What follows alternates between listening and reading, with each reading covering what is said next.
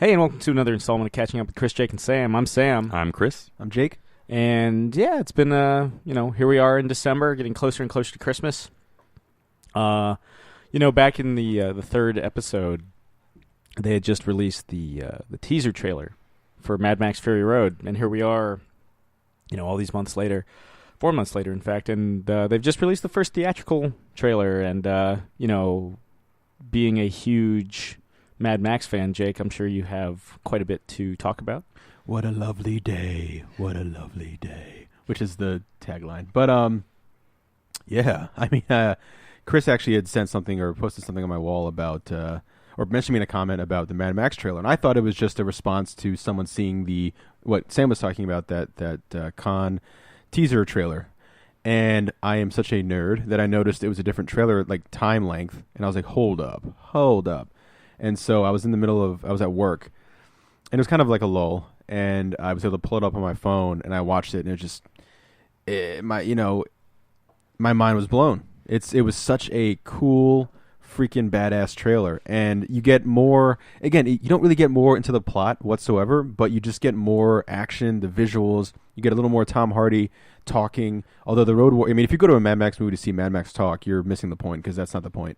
And although people have been dissecting the teaser trailer since we, boasted and went crazy about it, when he's getting tattooed in the teaser one, you can notice one of the words they tattoo on his back is the Road Warrior, which is kind of cool. But you get more Charlize Theron. You get the toe cutter in the first Mad Max film is Immortal Joe, the same actor, not the same character, but the same actor is playing him, which is really cool. To have more of the mythos and the kind of family atmosphere of Mad Max through the years, bringing him back, and just George Miller's the way he can look and create characters with junk and dirt, and thrown away items are so cool. And I think a lot of people are seeing this movie, and some may say, "Oh, it's the same old thing with the post-apocalyptic stuff." And it's like, well, George Miller's the guy who everyone takes this from, And it was great because I was able to. One of our friends had never seen Road Warrior, and she watched it recently. And she loves The Walking Dead and stuff. Her mind was blown because she was able to see this world that was created and so well, years before any of that kind of stuff. And it's just and it's so exciting that George Miller is involved with it again, because it kind of be like, I'm also not to get off topic, but I'm also reading this martial law book, and it'd be weird not to have Pat. If that character ever came back, to not have Pat Mills or Kevin O'Neill draw and write it. So to have George Miller back and doing this is a huge sell. And I love that the internet in general was freaking out about it. Not a lot of people talk about Mad Max because it's a great character and a great series, but he's not the most popular character in the world. And it's been 2 decades. Yeah.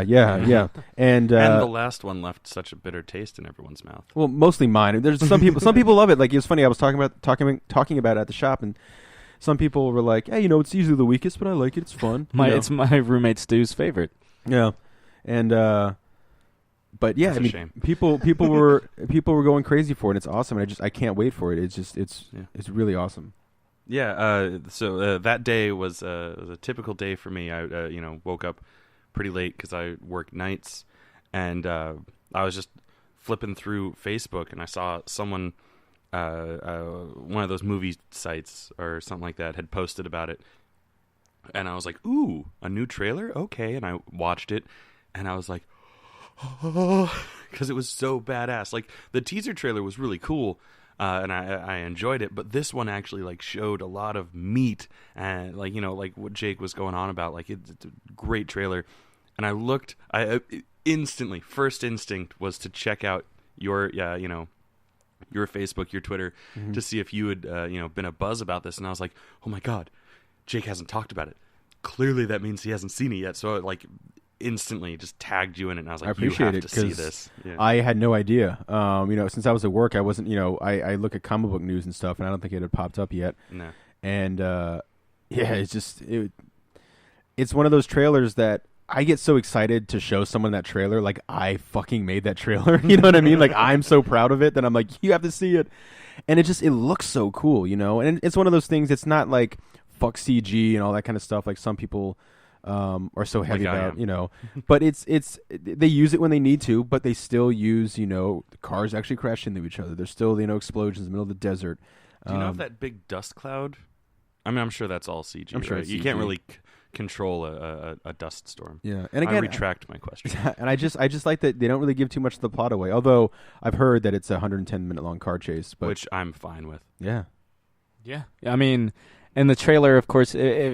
Have you guys ever seen the movie Battle Royale? It's a Japanese film. Yes. No. It's basically about these. It's very similar to the Hunger Games. A lot of people accuse the Hunger Games of ripping it off.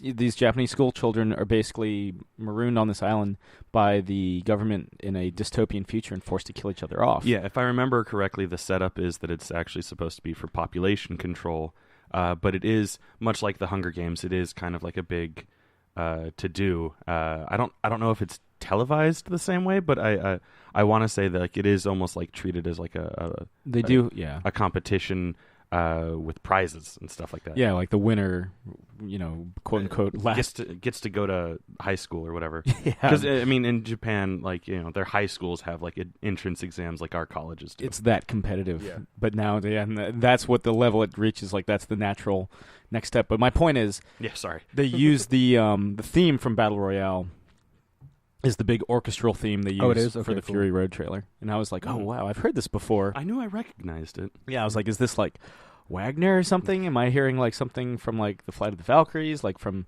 the Ring Quest, any of those like big Wagnerian opuses? And then I was like, no, wait a minute.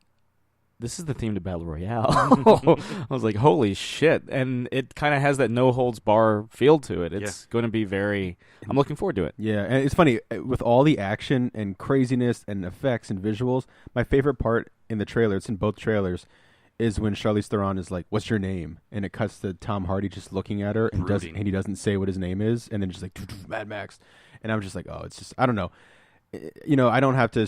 I can stress it as much as I can, but like how much I love Mad Max and Tom Hardy, but it's a heck of a trailer, man, and it's gonna be a good time. Speaking of Tom Hardy, over the week I watched Bronson. Oh, Yeah, and I gotta say, I loved it.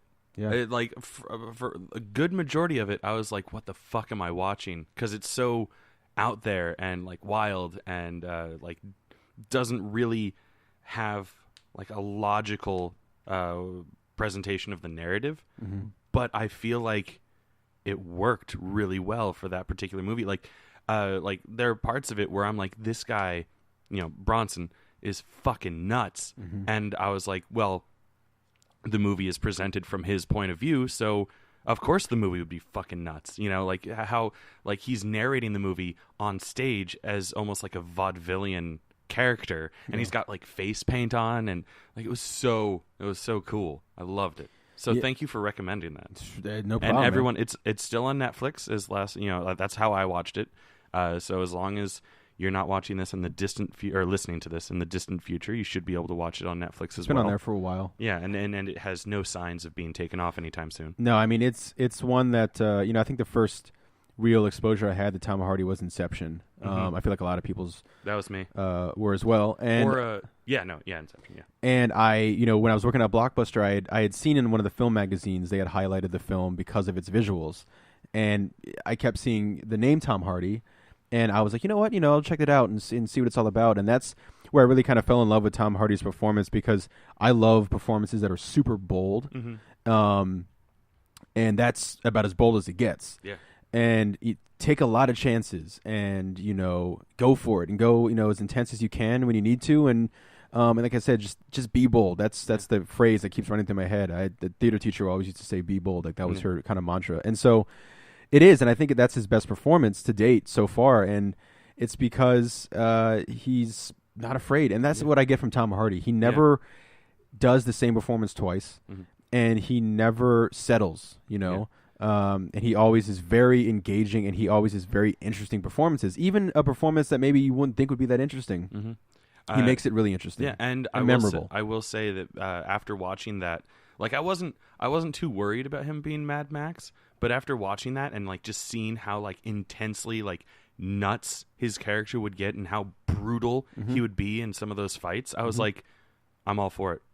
Bring it on.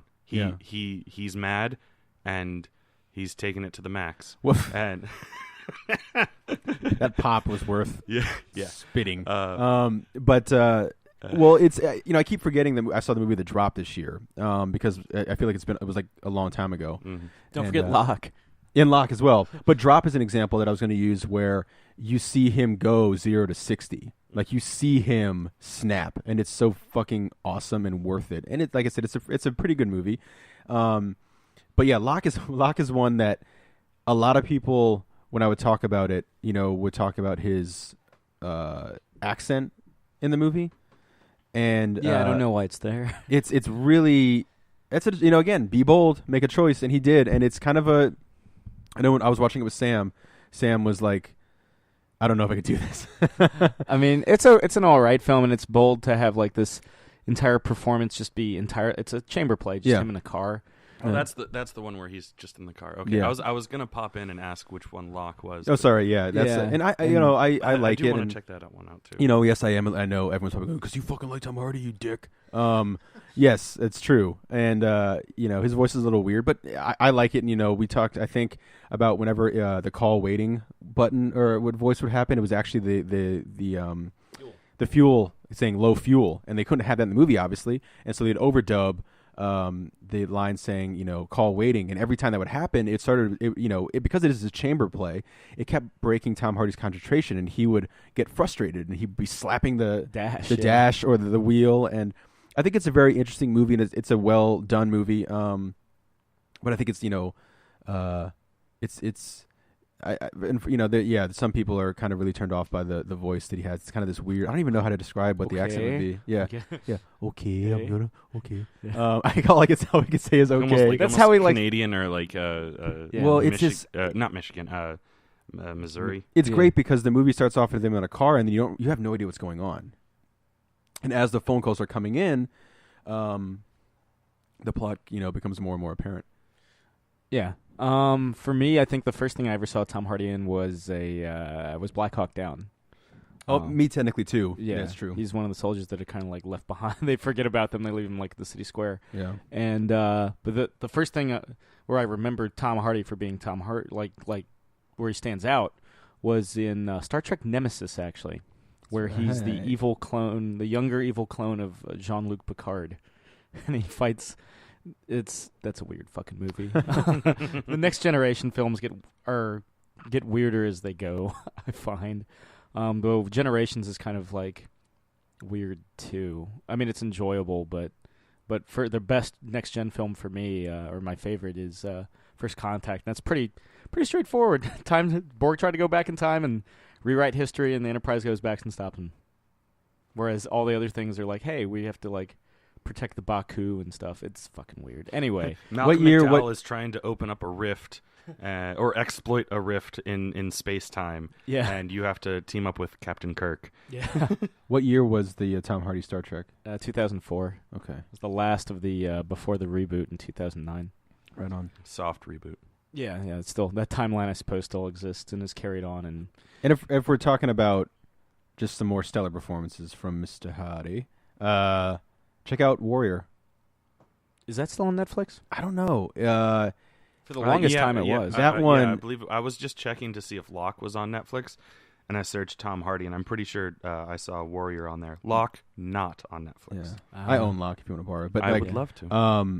Okay. Warrior, yeah, okay, Okay. Warrior, that's a intense one, and yeah, if we're talking brutal Hardy, yeah, definitely. it's brutal because of he's this open, raw nerve of a character, and all the performances in that one are stellar. I would like to come in and confirm that Warrior is no longer on Netflix. Bummer. Okay. But Bronson still is. So is Lawless, if you want to see the worst epilogue. It's such a weird. And Star Trek Nemesis. Yeah, if you want to. And a TV show, or I guess a Netflix original TV show he was on called Peaky Blinders. I've heard about that. I've been meaning to check that out. He's in 5 episodes. Oh. I saw that on his IMDb. Cool. That's cool. And The Code, which is a Morgan Freeman movie, apparently. There you go. But in terms of great performances, they just announced who the Golden Globe nominees are. Yeah. And yeah. Golden Globes.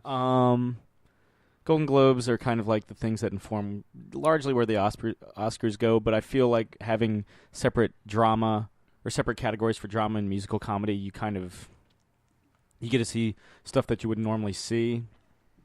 I remember back in the late 90s, Antonio Banderas was nominated for Best Actor in a Musical or Comedy for The Mark of Zorro. Nice. Yeah, I mean, you do, because of the comedy and drama split, there is an interesting, there's going to be a little more hardware handed out because, for example, we'll talk about it when we get to it this year. There's two fantastic performances, and I think they're both going to be able to win because they're not going against each other like they probably will for the Oscar, because one's considered the musical or comedy and one is considered, very much the drama. But yeah, I mean, I've always enjoyed. I don't know if I usually can sit and watch the entire thing, but I usually enjoy watching it. I know a couple of years ago, Sam and I were those guys live tweeting it just to be funny, making more to make ourselves laugh. And it's fun. I enjoy watching. To see, the kind of award season and stuff. Do you prefer Ricky Gervais hosting or Tina Fey and Amy Poehler?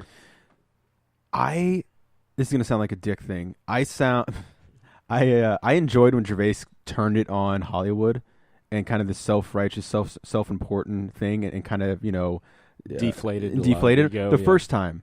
But then it kind of became like more of like him just getting drunk and just, doing... Almost inflating his own ego. Yeah. I think Tina Fey and Amy Poehler are great. I think the two of them are really funny together. Yeah. Gervais that first year was so great just because, no one knew what to expect with that. And then it became kind of a thing. And then it did. He was like, I'm never going to do it again. He did it again. I think he did it 2 more times. I think so, too, 2 times total, yeah.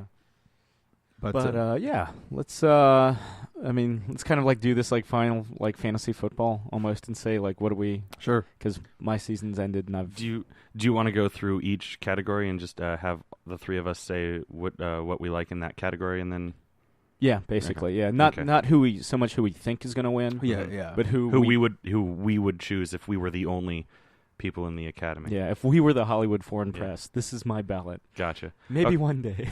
All right, so I got the list up here on my computer, so I'll go ahead and read them off, and then I'll go last. You guys can fight over which order you want to go in.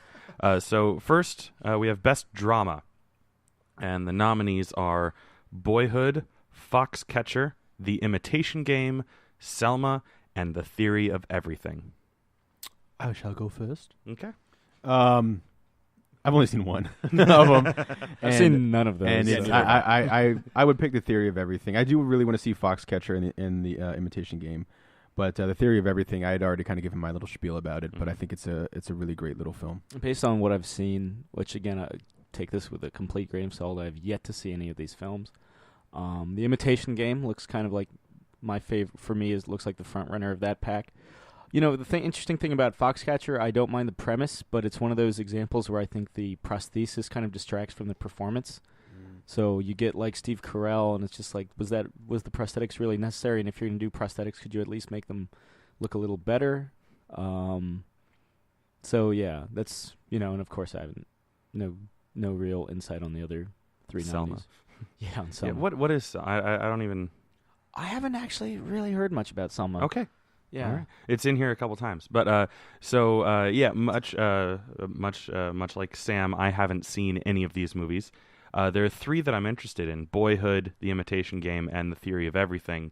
And based on what I've seen and what I know, I'm gonna put my card in for The Imitation Game as well, but with a caveat of I wouldn't be surprised if Boyhood gets it just because of all the work that they put into making the movie. Yeah. Filming it over, 12 years? It was, but Richard Linklater filmed a little segment for 12 fucking years, committing yourself to watching this dude grow up. As a younger kid, before I, understood that they had different actors for, the younger kid and the adult version of them in a movie, that's how I thought movies were shot. I literally thought you did linear order, and if the actor was supposed to be a kid, they were a kid, and then he grew up with the movie. So it's interesting to finally see it actually shot that way. Yeah. Now, So right. There you have it. So 2 votes for The Imitation Game and 1 for The Theory of Everything. All right. Best Comedy, we have Birdman, The Grand Budapest Hotel, Into the Woods, Pride, and St. Vincent. I think it's no surprise if you've listened to the Thanksgiving podcast.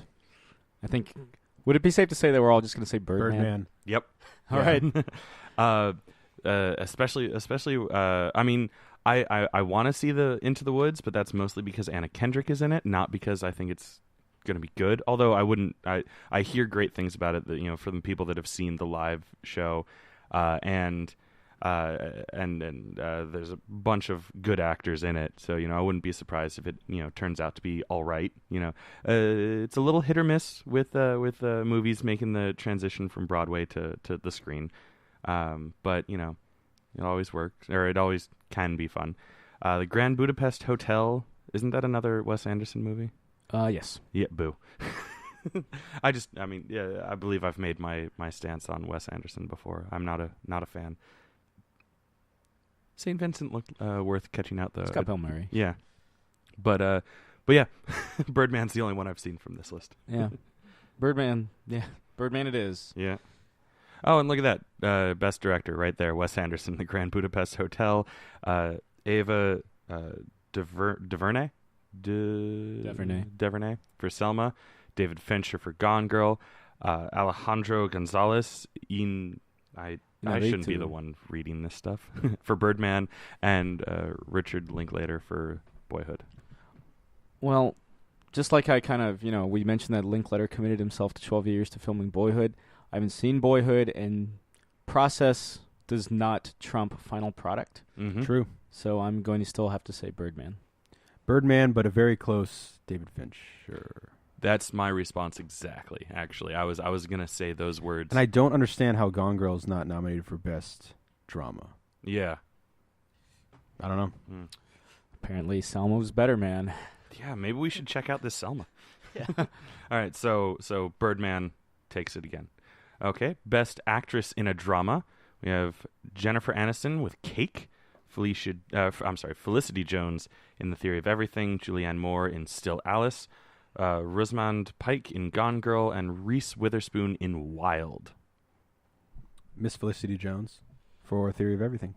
Of those films, I've only seen Gone Girl, and Rosamund Pike does a phenomenal job in that movie, so I'm going to say Rosamund Pike. That was going to be my same response as well, although I was going to add that I have seen snippets of Jennifer Aniston in Cake, and she does a really good job of what I've seen. Granted, those snippets are supposed to be like the best of it, so, you know, take that with what you will.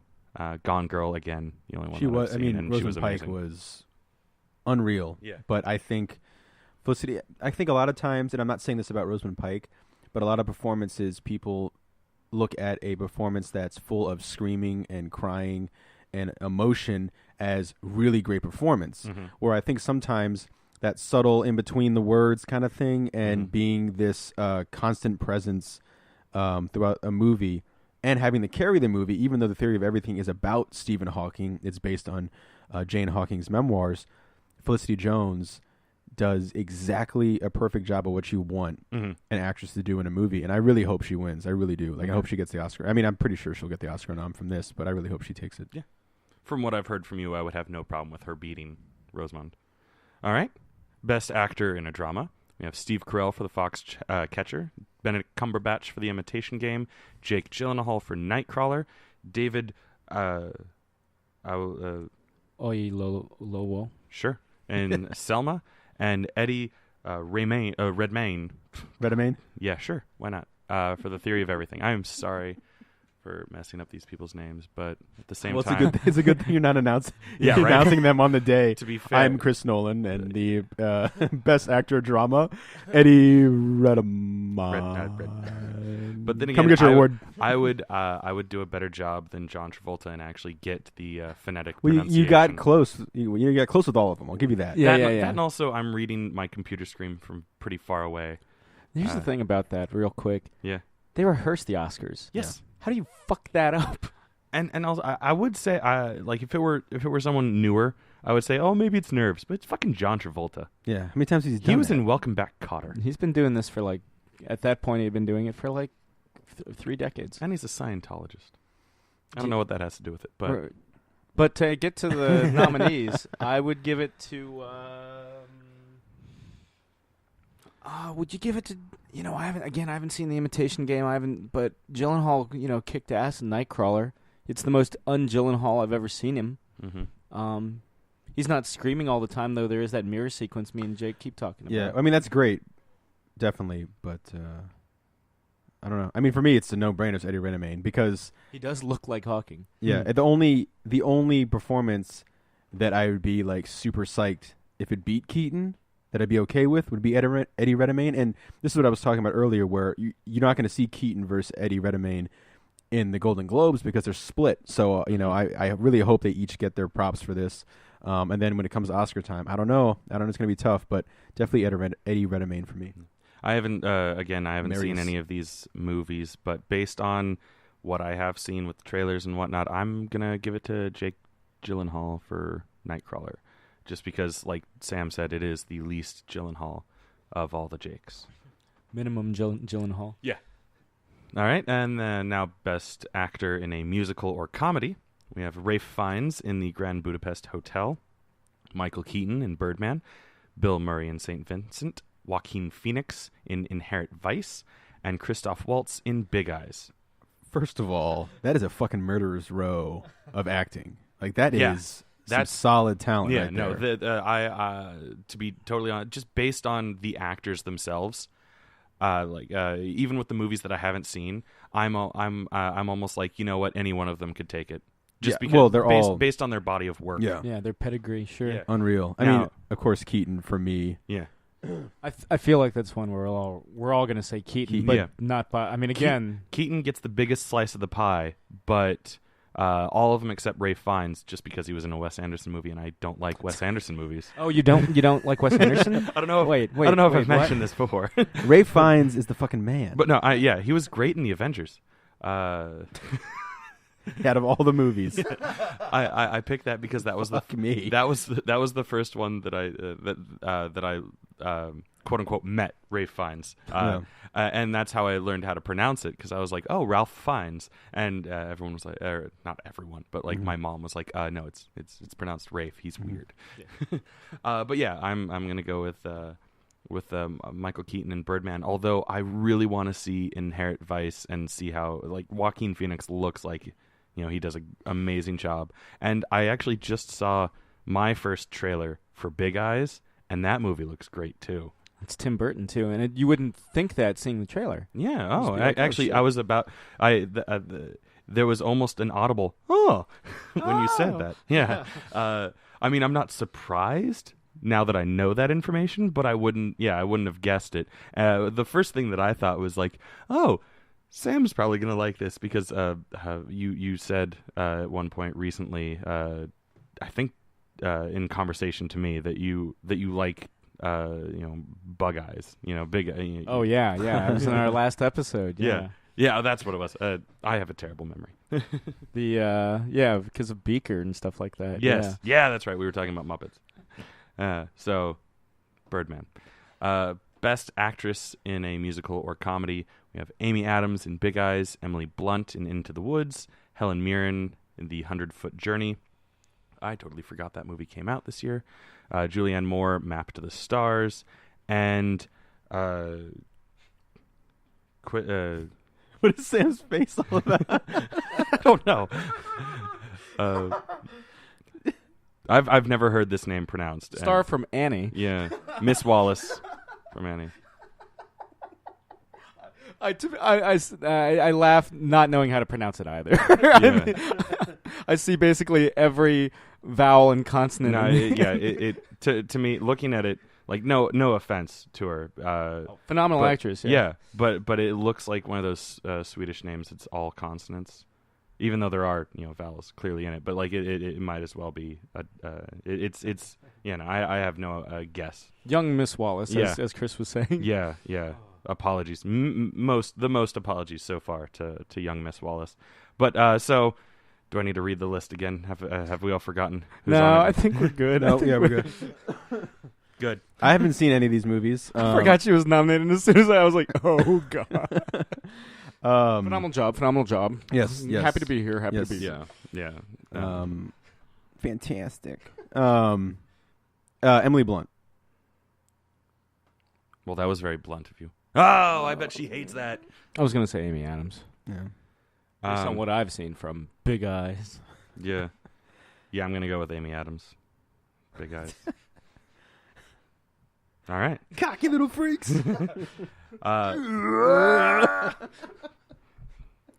Star Fox 64. Gotcha. It's the best death scream in gaming Yeah, because history. he has to build to it. It isn't just like a like Yeah. it doesn't trail off. It doesn't end at like the high point. He builds.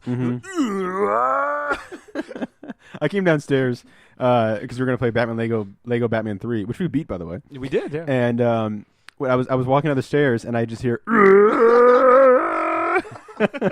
Sector Y, Star Fox 64, Yeah. Hard Path. Play it. Oh, it's so great. All Nominated for a Golden Globe for Best Scream, along with Colossus. And David Lee Roth. David Lee Roth in Life. Okay, so next category is Best Supporting Actress.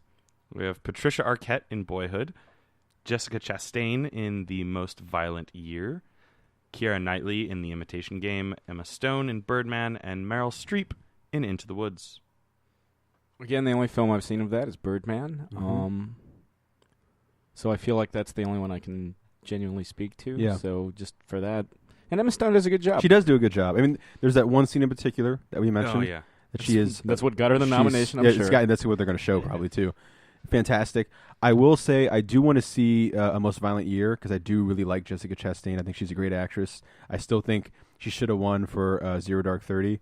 There's a great character arc, and I think she was great in Interstellar. I think a lot of people, when we talked about Interstellar, of course the visuals and the filmmaking process, but she was really good in it too. And I would love to see her get an award. Interstellar got nothing nomination. Yeah, jeez. Zippo. Yeah. Well, us Chris Nolans don't care about awards. Yeah, you can sit and not watch it together. Yeah, exactly. They both had like just toast. They're Well- like, this one's to you, Chris. Thank you, Chris. We're both British. you magically turned British. We're both Paul McCartney. So yeah, Emma Stone, Birdman. Emma Stone, as well. Yeah, for me. For the same reasons.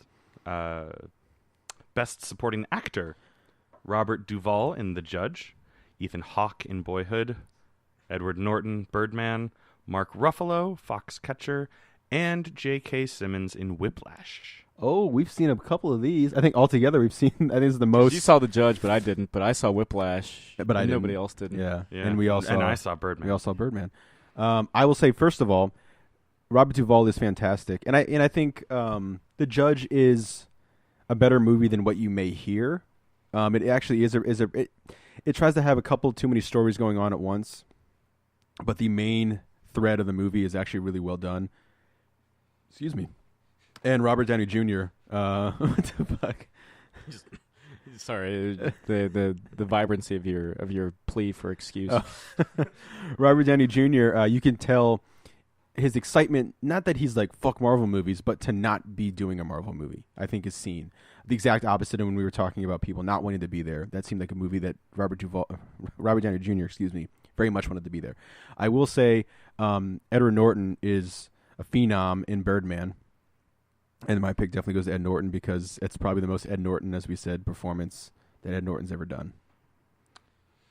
I'm gonna have to say Whiplash because it's just it's probably the most intense performance I've seen all year by J.K. Simmons. I mean, just in general. And it's done by J.K. Simmons, not the most intense J.K. Simmons performance. Yeah. Like there's It's like the best, like a nomination. Yeah. Best J.K. Simmons performance by an actor. J.K. Robert Duvall, The Judge, J.K. Simmons, J.K. Simmons doesn't Whiplash. win that. Yeah. Although we had two Bruce Banners in the same category up for an award, which is kind of funny. That's true. Yeah. I wonder if they trade notes. But the Sitting next to each other, holding Yeah. hands. the I hope it's you. yeah, the most intense J.K.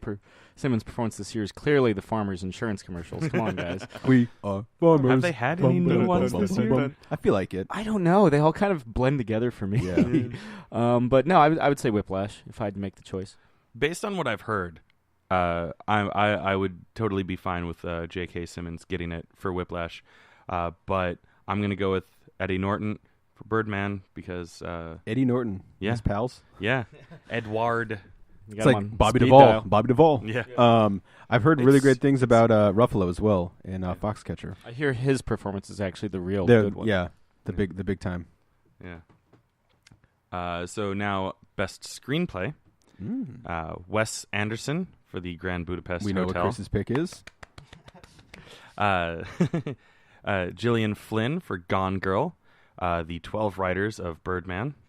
And by that I mean like 4 guys, but or 4 people. I have no idea what their gender is. But then Richard Linklater for Boyhood, and Graham Moore for The Imitation Game. This is a tough one. I'm actually going to have to give it to Gone Girl. Me too. I think Gone Girl. Here I was thinking I was going to be in the minority. I keep I thinking thought you guys were back. going to go with Birdman again. I keep thinking back to Gone Girl, and I've only seen it once, and it's still in the theaters, which is crazy. But damn, that's a good movie. And I don't understand why Affleck's nowhere to be found for actor, because I thought he was just as good as Rosamund Pike. And I don't know why it's not up for best picture as well for drama, because it is a fantastic movie. So yeah, I'm gonna give it to the old Gone Girl crew. I was going to say, are we cool with skipping the next category? But Oh yeah, we totally could. But being the one out of the 3 of us that actually read, quote unquote, because I listened to Gone Girl, the book, I want to just throw in that even though she was the author of the book as well as the writer of the screenplay, she did an amazing job adapting the book to film.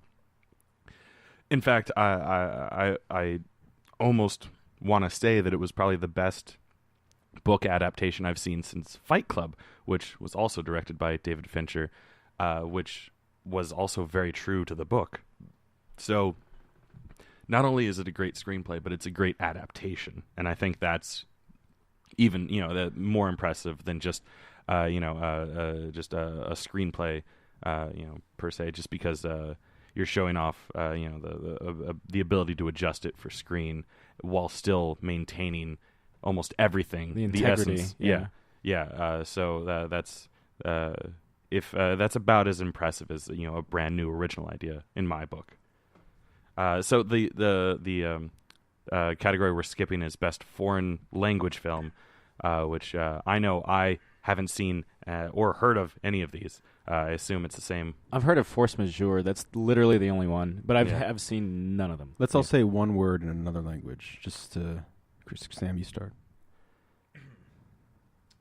Frühstück. Christopher. Annyeonghaseyo. Scheiße. All right. But we both went German. You said shit, and I said breakfast. And shit breakfast. And I said hello in Korean. Okay, so best animated feature: Big Hero 6, The Book of Life, The Box Trolls, How to Train Your Dragon 2, and The Lego Movie. Oh boy, Lego Movie. Lego Movie, man. I was a little on the fence between Big Hero 6 and the Lego Movie because I loved Big Hero 6 so much, but objectively looking at it, I'm gonna go Lego Movie. But I think also partially because we just saw Big Hero 6, whereas Lego Movie feels like it came out a year ago. Yeah. Because it more or less did. Yeah, and I think, in a previous podcast, we all enjoyed Big Hero 6. Yeah. But the Lego Movie, dude. Yeah. The It Lego was Movie, just so dude. good. Yeah.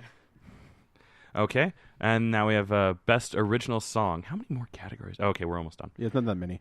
I just saw the scroll wheel. There's so much more, but I assume that's, I guess, people commenting on it. Yeah, it's people commenting. Yeah. Ugh, I don't care. People letting know Never how read much- the comments. How much they love Why Wes would you Anderson want to? movies. Why would you want to hear people comment about what they think the best in each of the categories is? Yeah, come on. As I look directly into the camera. Yeah.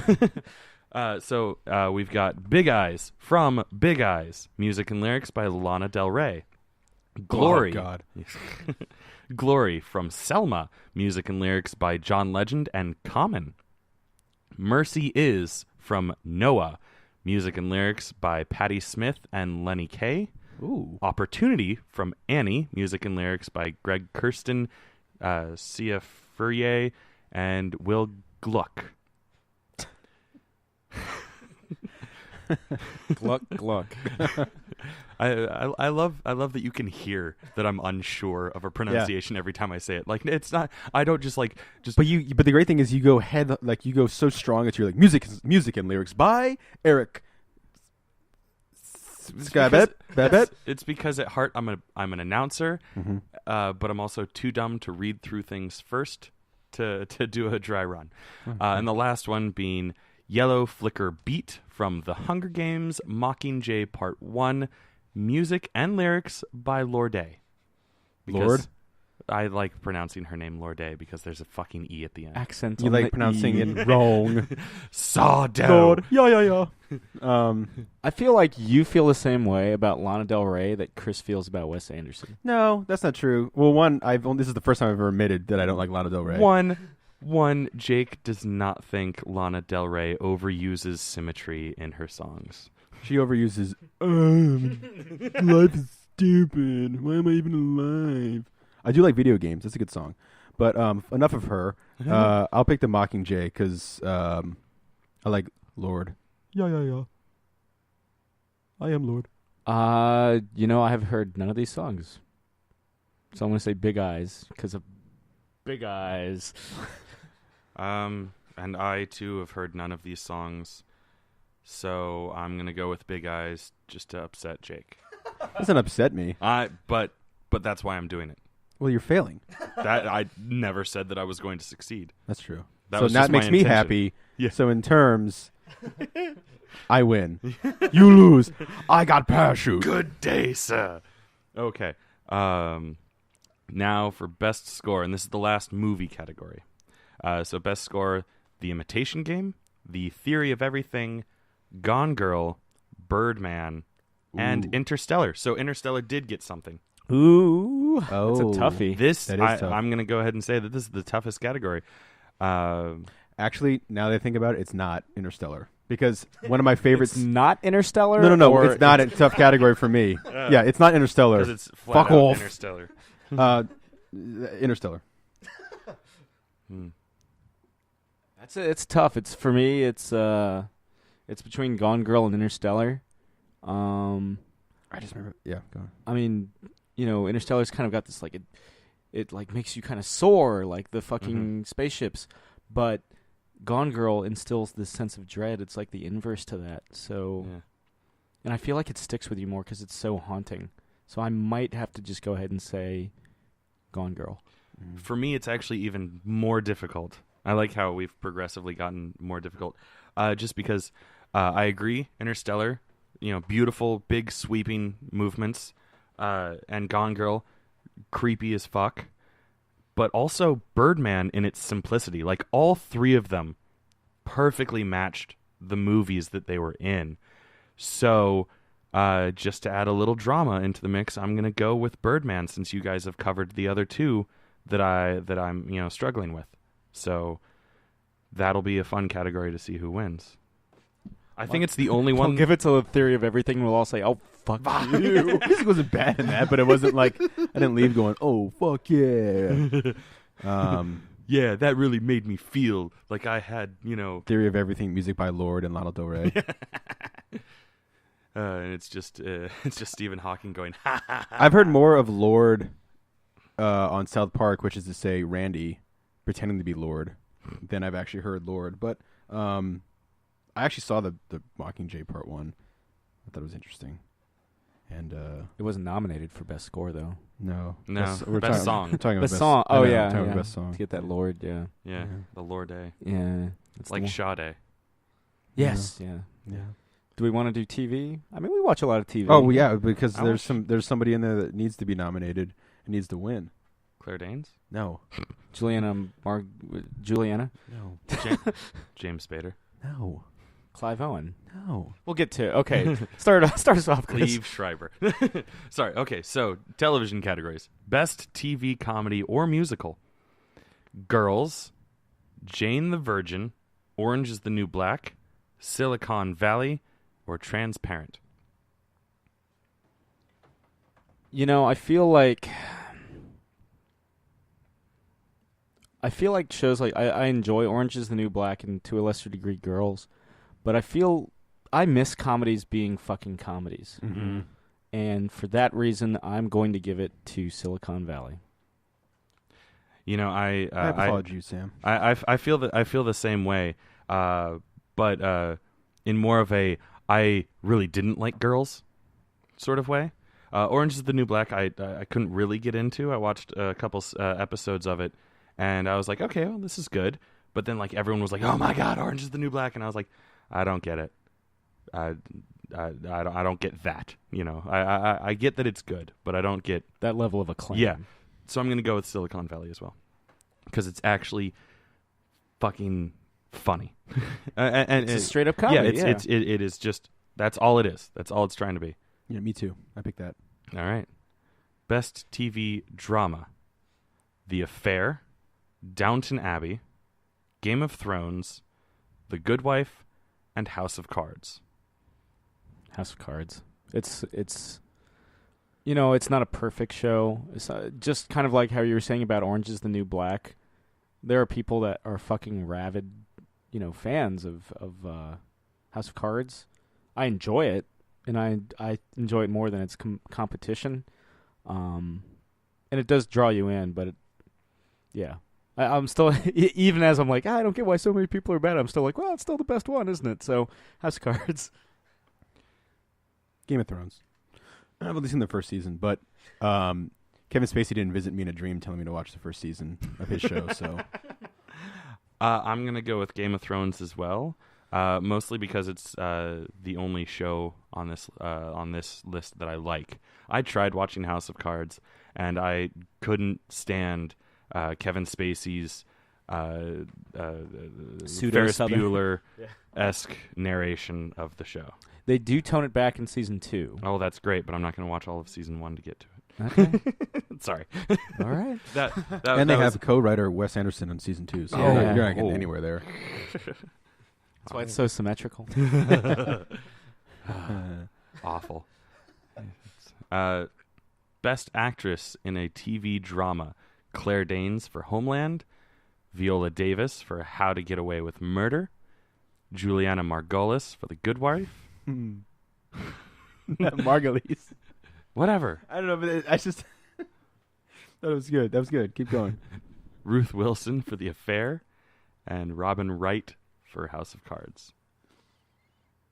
I'm going to say Robin Wright. I mean, she consistently, I personally feel that she's, like, Spacey's a good actor. Spacey does a good job in House of Cards, but he's not an actress. That, and he's outdone by, I feel like Robin Wright's really the power hitter in that cast. So I'm going to give it to Robin Wright. Ruth Wilson. She was in The Lone Ranger, and she was also Alice. And Luther. Yeah. Oh. So not what she's nominated for. I'm not picking her for that. I haven't seen any of these performances, but I'll go with Ruth Wilson because I really liked her as Alice. Bravo. She might be getting her own spin-off series. I hope so. I've heard about that. Like an Alice? Yeah. Yeah. Oh, nice. I would totally watch that. She's great. All Alice all the time. Yeah. She was On probably... BBC. right after Totally Doctor Who. You're right, wanker, if you don't watch this. Only a proper wanker wouldn't watch Ripper Street on BBC America. Followed by Totally Doctor Who. Get your tea and biscuits ready after a ripping episode of Ripper Street, followed by Copper. another charming episode of Totally Doctor Who. All right, best actor in a TV drama. Sorry, just the way that you giggled right there makes me giggle. Clive Owen in The Nick, Liev Schreiber in Ray Donovan, Kevin Spacey in House of Cards, James Spader in The Blacklist, and Dominic West in The Affair. Ooh, that's a TV pedigree there. I'm gonna go with It's a toss-up for me between Spacey and Spader. Spader. I like Spader a lot. Yeah, because I feel like The Blacklist is really just a showcase for James Spader. Yeah, I'm going to go with Spader, not because I've watched The Blacklist, but because I like the movie version of Stargate, and Secretary was the best love story I've ever seen. And you're also a fan of Boston Legal, right? That's true. I am a huge fan of Boston Legal. So James Spader, more or less, in my mind, can do no wrong. I say more or less because I know he's been in bad things, too. I saw Supernova. I did not. All right. Best Actress in a TV Comedy. We have Lena Dunham in Girls, Eddie Falco in Nurse Jackie, Julia Louis-Dreyfus in Veep, Gina Rodriguez in Jane the Virgin, and Taylor Schilling in Orange is the New Black. I'm probably gonna have to say Orange is the New Black. Yeah, me too. Yeah, she does a good job. I'm gonna lean towards Veep. Also a good choice. Yeah, I was able to get into Veep more than Orange is the New Black. So, boom. Especially if you like In the Cut and that sort of. Yeah, and I do. Yeah. And In the Loop, I think In the Loop is the movie of In the Cut, right. or The Thick of It, or The Thick of It. Yeah, that's what it is. Yeah, The Thick of It. And In the Loop you can watch on American Netflix, but The Thick of It, I don't think you can legally see it in America. Maybe it's on like Hulu or something like that, but it's not on any of my streaming services. All right, just a couple more categories left. Best Actor in a TV Comedy: Louis C.K. in Louis, Don Cheadle in House of Lies, Ricky Gervais in Derek, William H. Macy in Shameless, and Jeffrey Tambor in Transparent. I love you, Ricky Gervais, but I got to go with Louis on this one. Yeah, since we're mentioning Shameless, I'm kind of bummed that Emmy Rossum didn't get the nomination. Yeah, me too. I like her. She's really the powerhouse for me on that show. But yeah, I mean, I love Louis. Louis is one of my favorite shows that was on the air this year. So, and largely thanks to Louis C.K., who not only writes and directs every single episode, but he's the star and he does a great job. I am leaning towards Louis, but I am wondering if that's more so because of his writing and directing, or if it's because of his acting. Like I'm trying to be, objective about this and only think of his acting, but so much of that show is Louis C.K. Oh, it's because like we've both said already, he writes and directs it. Yeah. Like, so he doesn't have a hell of a lot of range outside of Louis. Yeah. But nobody does Louis like Louis. Yeah. I love when he tells that story about him being stranded in his boat and it starts raining and a guy just yells from the street, "Louis C.K., it's raining now." Almost like the Warriors come out and play. All right. So Louis it is. Best miniseries or TV movie: Fargo, The Missing, The Normal Heart, Olive Kittredge, and True Detective. True Detective. Gonna get that Grammy. I hope. Oh God, I hope. It's got to, Sam. Yeah, it's got to. It's got to. Get the EGOT. It qualifies for the Oscar too. The Tony. The Tony Award-winning True Detective. Oddly enough, it gets a Woody as well. That's the porn awards. Or at least it's the fake porn awards from Family Guy. I don't know if it's real. The Avian Awards. I know that's real. I don't know. I kind of want to be a dick and like choose like Fargo or something like that. It doesn't ruin my day if you don't choose True Detective. But I mean, I watched some of Fargo, and I'm gonna say True Detective was better. So True Detective. I mean, I liked it. I'm not like, oh, it sucked, but like I definitely didn't get into it like you guys did. But I mean, how could I decline a Golden Globe to a TV show that featured Alexandra Daddario getting her butthole licked? I mean, yeah. I'm pretty sure that every time she comes up, you bring that up. More so than Jake. Right. I've never mentioned and he it was on the one that show. was like smitten. Not because of that necessarily. Well, yeah. But it's kind of like our boner tally, where as soon as Jake and I started talking about how much you said boner on the commentaries, you stopped saying boner. I mean, I still say it every now and again, but you guys win. Yeah. we get the tally up. Okay. Best actress in a miniseries or TV movie: Maggie Gyllenhaal in The Honorable Woman. Sorry, Sam just made an Honorable Woman pose. Yeah, I've been working on it for years. Jessica Lange in American Horror Story Freak Show, and they forgot to open the quotation mark. Sorry, that's just me being analytical. Frances McDermott in Olive Kittredge, Frances O'Connor in The Missing, and Alison Tolman in Fargo. Jessica Lange, like historically, has always been one of the best parts of American Horror Story. Yeah. Yes, I give it to her. Yeah. I haven't seen Freak Show, but I have seen a lot of the others, and I will say that she does an amazing job in those. So I'll assume that it continues on. Best Actor in a Miniseries or TV Movie: Martin Freeman in Fargo, Woody Harrelson in True Detective, Matthew McConaughey in True Detective, Mark Ruffalo in The Normal Fuck Heart. out of here, Mark Ruffalo. Don't even finish saying the rest of them. Matthew McConaughey. Billy Bob Thornton in Next. Fargo. There it is. Next commentary, next podcast. Well, good night. Yeah, see ya. Yeah, for all that grandstanding, I am going to actually have to agree with Jake. Yeah, McConaughey for True Detective. Maximum McConaughey. Yeah. Yeah, I guess I'll go there too. Because for me, it was either McConaughey or Harrelson. So Harrison's good. yeah, but he's no McConaughey. McConaughey's And I will say, so Matthew McConaughey, best part of True Detective. I Hands mean, down. just to see the two of them coordinate their outfits again and show up at an award show together is going to be worth it. Yeah, I hope they do. Yeah. Best Supporting Actress in a TV Show, Miniseries, or TV Movie. Uzo Abdullah. There's no L in there. Sorry. But for Orange is the New Black, Kathy Bates in American Horror Story Freak Show. And they did get the quotation mark on that one. Sorry. Joanne Fragatt in Downton Abbey. Allison Janney in Mom. And Michelle Monaghan in True Detective. Michelle Monaghan. I'm going Orange is the New Black. Crazy Eyes beats Monaghan. I mean, Monaghan doesn't piss on the floor, if I remember correctly, in front of somebody. And But I don't think she does. That's season Crazy, one. Yeah, Crazy Eyes Yeah. only did that in season 1. Same character. This is season as far as 2. I know. This is season 2 Yeah, we're talking character about. character building. Yeah. Yeah. She built from pissing on the floor to She create the performance no that is longer now wants being to be called nominated. Crazy Eyes. Okay. Well, you shouldn't piss on the floor in front of somebody because that kind of sticks. That scarred you from. Well, no, it's the That's look where- in her that's eyes where when the she's show doing lost it. me. Yeah. Actually, oddly enough, that was the last episode that I watched. The both of you. But yeah, Orange is the New Black for me. I think I'm gonna go True Detective on this one. All right, and then I believe this is the last category. Yeah, according to abcnews.com at least. Best Supporting Actor in a TV Show, Miniseries, or TV Movie.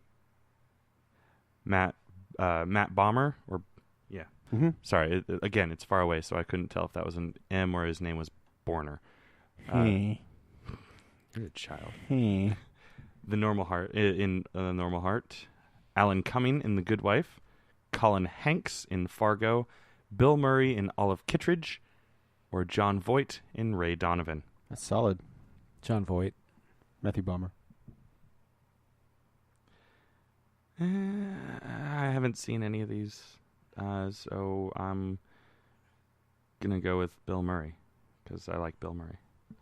Fair enough. Because I like Ghostbusters. He's cool. Yeah. And Groundhog Day. Yeah. And Scrooge. And apparently thechive.com fucking loves him. He's like their patron saint. Sure. I saw so many Bill Murray's the other night because we had there was a chive party at our local pub, and because they were introducing their new gold lager, which is all right. I prefer their black lager, which has been out for a little while, but it's not terrible by any means. Go enjoy it, drink it. But yeah, they had a big charity bash for the Children's Cancer Foundation, and yeah, everyone was wearing chive shirts or ugly Christmas sweaters, and some combinations thereof as well. So many Bill Murrays.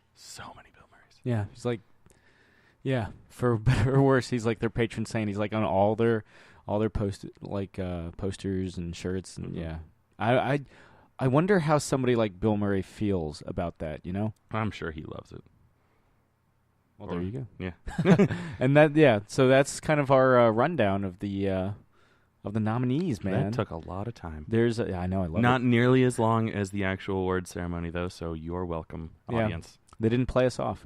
I'm kind of surprised Fury didn't get any nominations. Yeah, that's right. Because you saw it. I did, and I agree with you. It's one of the. Did you see it twice? I've only seen it once. Okay, for some reason I thought you had seen it twice. No, I didn't see it with Jake back when he saw it in October. Okay, that's what it was. I It's thought been a you while guys ago. had seen it together. Okay. Yeah, it's certainly one of the greatest war films in recent memory. And yeah, I don't know why no nominations at all. Were there? Was it a packed theater at all, or was it? There's quite a few people, and you could tell there was like I was sitting behind a row of girls that I think kind of went because it's like, oh, it's a Brad Pitt World War II movie, and then he like slits a dude's throat and stuff. Well, at the beginning of the movie, like there's no. He stabs a dude in the eye. Yeah. You know, and I'm just like, and they were like, oh, like, and it was one of those things. I always love this, like when you see a crowd like gasp and shit because of like a trailer. Yeah. And when you're about to see something that you know just in your bones is going to be more graphic.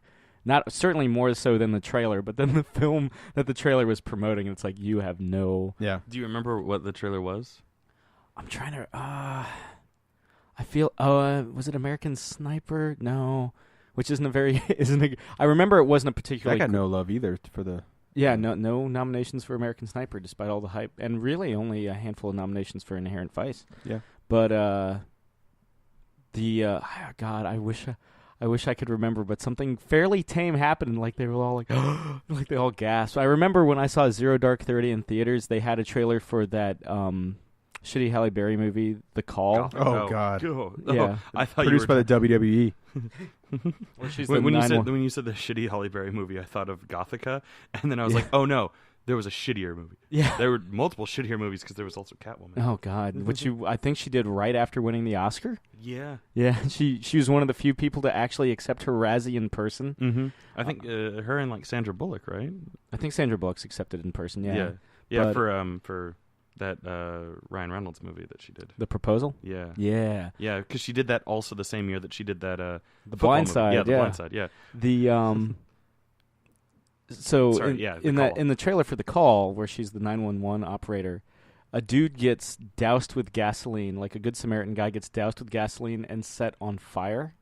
And I remember this chick was like, "Oh my God!" Like as soon as like he like flicked the lighter open, because it's the trailer, you don't actually see him get set on fire. You just know it takes place immediately after off screen, and it's like Zero Dark 30 opens up with a dude getting tortured.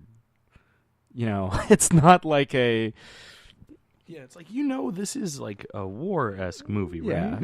Yeah. they raid the Bin Laden compound at the end of this. Yeah, that's like when I saw Sweeney Todd, and in front of me was a group of girls as well, high school age, I'm assuming, to see a Johnny Depp movie.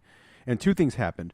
First of all, they didn't know it was a musical because they started singing. And one went, "Oh my, this is a fucking musical! Oh shit!" Like that whispering going on, And damn it, Judy! And then they got to where he slits Borat's throat and like smashes his head in with a tea kettle, And it was like they had no idea what the fuck they were watching. It's very bloody. It's an extremely bloody movie.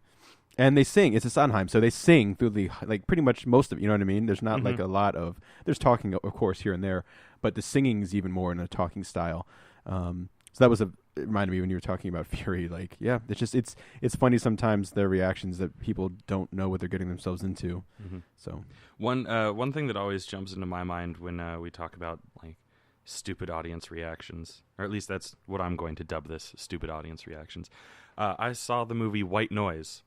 Michael Keaton back in the day with ghosts and static and stuff like that. And there's really like one jump scare in that movie, and it was in the trailer. And he's like on top of a car that's like turned on its side, and someone just goes, up against the window.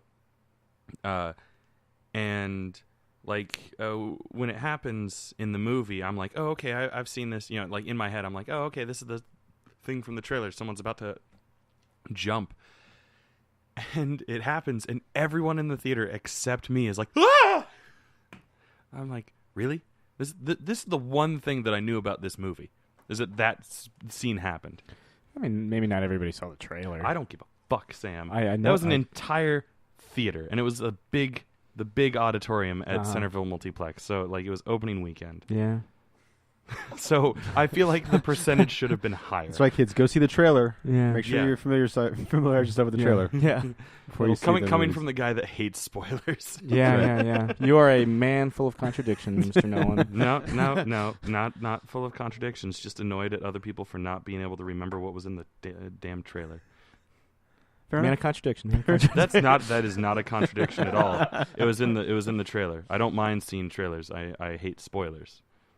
Fair enough. But yeah, I mean, It's always kind of like it's always I get such a kick watching people like those kind of genuine reactions, especially when people have no idea what the fuck they're like going into, be it like a very brutal World War II action era or like a and you could certainly not just counting that trailer, which I'm kicking myself for not knowing what that film was, but the just there is some like there's a couple moments in Fury where I jumped. Oh yeah. Like people get killed out of like even death isn't glamorized. There's no dying monologue or no. It's not something that you are expecting. It's always out of nowhere. You know who I was really glad to see in that movie? Jason Isaacs. Oh, I always like him. Always does a good job. Bad guy in The Patriot. That's right. Yeah. Of course you voice got of Ra's al Ghul in Under the Red Hood. Sure. And you've got what's his name, Scott Eastwood. Yep. Who goes out hard. Yeah. Spoiler, sorry, but just it's the way it is. Brother of Clint. Yeah. Yes. God, yeah, I'm gonna be racking my brain over what that movie was. All right. But yeah, go see Fury, which isn't nominated for anything. That's still in the theaters too. It is, yeah. Just like Gone Girl, they both came out right around the same time. That's right. I feel like August was just a good month for movies, I guess. Even so was October. The oh, it was October, wasn't it? Yeah. Ah, shit. The entire year leading up to the Gone Girl release, I thought it was coming out in August. So it's still in my brain as an August movie. I think in terms of August, it was Guardians of the Galaxy and Expendables 3. Both those, and neither of those nominated either. Sin City. God, Mel Gibson didn't get nominated for Best Actor. Yeah, Sin City came out in August. So did the new Turtles. So it was a high and low month. It was a roller coaster of a month because we were all let down by the new Sin City. Oh yeah. Yeah. And would it be fair to say that the worst movie any of you guys have seen in theaters this year was the new Ninja Turtles? Yeah. Yeah, I mean possibly this decade. Because because it's just we did go in expecting it to be bad, but it defied our expectations. Way to live down to expectations. We lowered the bar and not Michael Bay because he just produced it, but the director limboed underneath it. Limbo lower now. Yeah, how low can you go?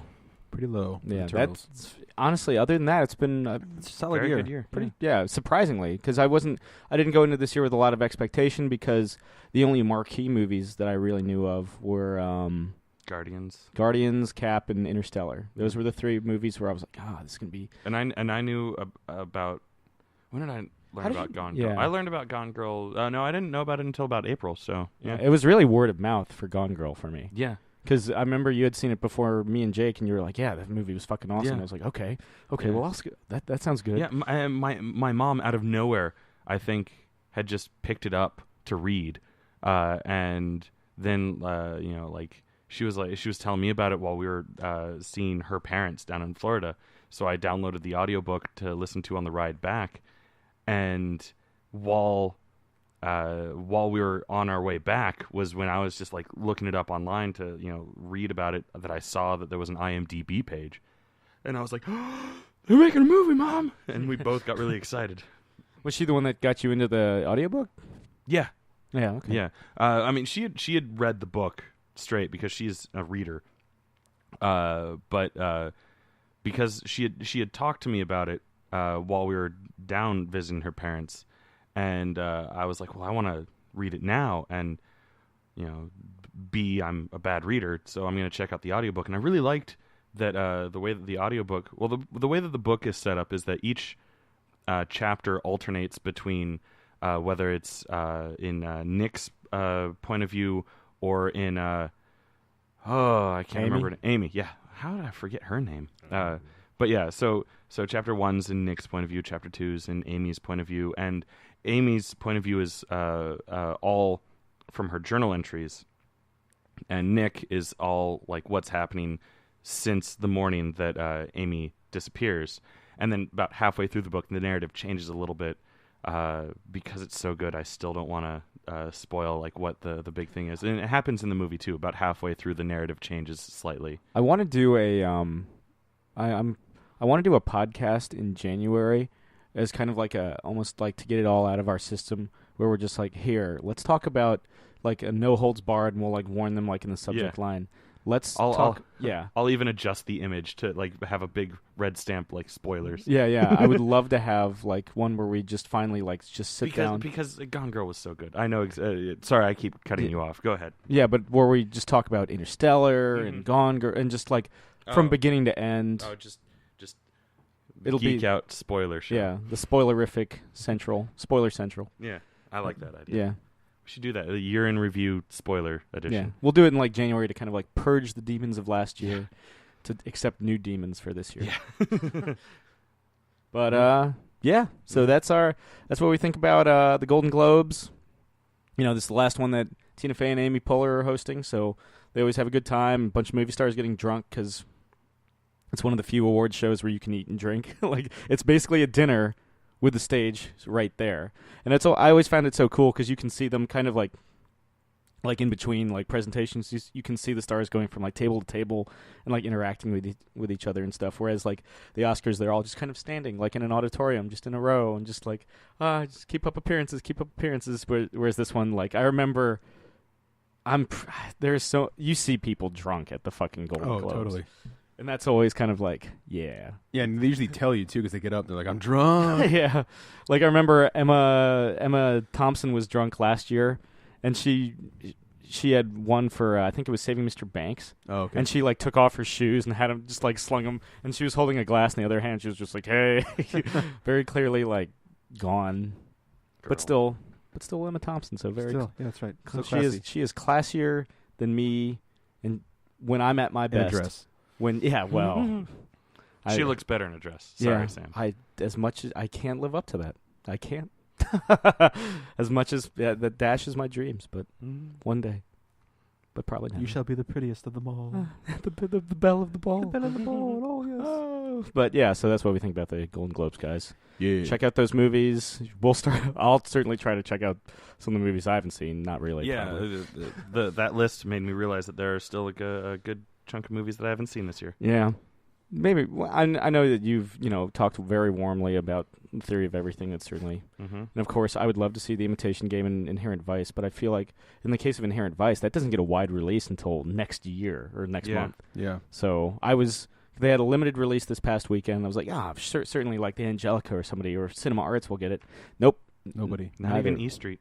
No. So we gotta wait a little longer. And then American Sniper, which again was nominated for anything, but is getting some rave reviews. Yeah, I really want to see that. Here's the thing. If you're going to release a movie on Christmas Day, which is what they're doing for the limited release of American Sniper, why is that the limited release? Yeah. You do it like the 17th limited release. Or the end of November. Yeah. And then be like, hey, enjoy as a Christmas thing, and everyone has the day off. Go see this like inspiring, amazing story of an American sniper, maybe, and then see it, the next month when everyone's already talked about it. Yeah. Oh, you know what? Hobbit didn't get any nominations either, and that starts this week. It does. Isn't it weird and like started Monday? I feel like I saw that, or you can watch like all three. The marathon. You could have watched all three on Monday. That's a lot. Nope. I'm not surprised about The Hobbit not getting much Like, I remember The Lord of the Rings would consistently get nominated, and The Return of the King got, like, every single award it was nominated for. Yeah. Mm-hmm. The Hobbit, I mean, it's like the Star Wars prequels. There's just such a... not only is it also a prequel, but there's such a noticeable drop-off in quality. Mm-hmm. I still enjoy them. And this one is a quote-unquote fake story? Yeah. Because it's not directly... Like, the first two were essentially the first half and the second half of The Hobbit, and then this one is kind of the link between The Hobbit and The Lord of the... Am I getting that wrong? Well, they cut off at the climax of the book with... so there's still like the third act? Basically. Well, it's not even... Quote unquote. Yeah, it's just the battle with the dragon, and then it's the titular 5 armies going to town on each other. Yeah. That's it. I don't know how they're going to pad that out. I don't know if this is also going to be like another 3-hour movie. Yeah, but then again, they said that about... they've been saying that the entire time. They're like, how did you take this one book and split it into 3 movies when you basically did the opposite for The Lord of the Rings? But my problem is I love battle sequences, but if they go on for too long, and I feel like Michael Bay's Transformers films kind of suffer from this, especially because they're so CGI, and I feel like this is going to be pretty CGI. Yeah. After a while, you just get bored. Yeah. Just watching these pixels fight each other on the screen. Yeah. Yeah. How much filming did you actually have to do? Come on. So I'll see it, and I'm sure I'll enjoy it on some level, like I did the first 2 Hobbit films. But I'm going in with guarded expectation. I still have to watch Desolation of Smaug. How long has that been on your DVR? Like 2 months now. Yeah, cool. But yeah, so definitely check out some of those movies. Check out The Hobbit if you dare. We will. At least I will.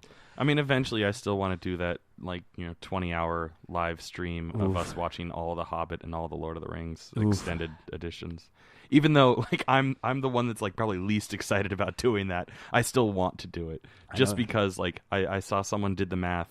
Under the estimation of how long the Battle of the Five Armies is, it was 21 hours long, and I was like, I've always wanted to do a Hobbit day where where I eat all the meals of the hobbits, and that would be a perfect way to kind of bookend it, not bookend it, but an excuse to do it.